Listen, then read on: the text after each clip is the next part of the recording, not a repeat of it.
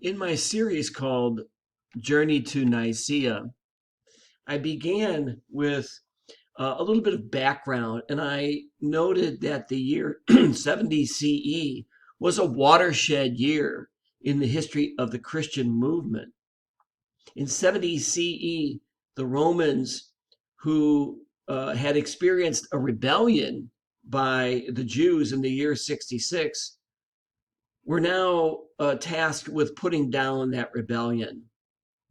And so the son of the emperor, a man by the name of Titus, was sent to Israel with the orders to put an end to the rebellion. And in so doing, Titus completely destroyed Jerusalem, including the temple.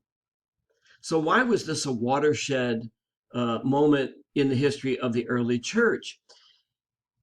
The answer to that question is that the destruction of Jerusalem led the early Christians to ask themselves the question, now what do we do?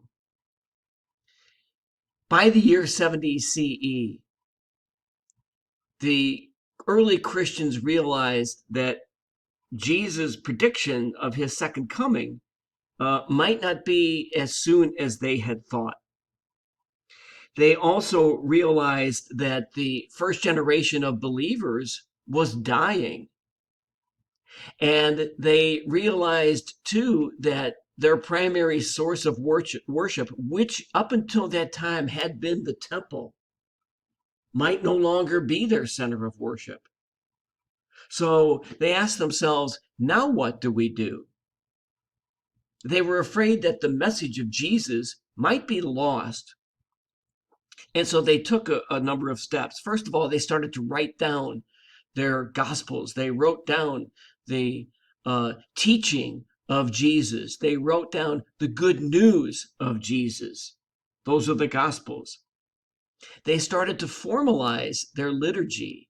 They started to write rules for their celebration of the Eucharist. And they created orders, bishop, presbyter or priest, and deacon, so that ministries in the Christian movement might be formalized. What we see in the years after the destruction of the temple are the earliest beginnings of the church as we know it now. And so that's why the destruction of Jerusalem, that's why the year 70 CE is such an important and watershed year for us as Christians.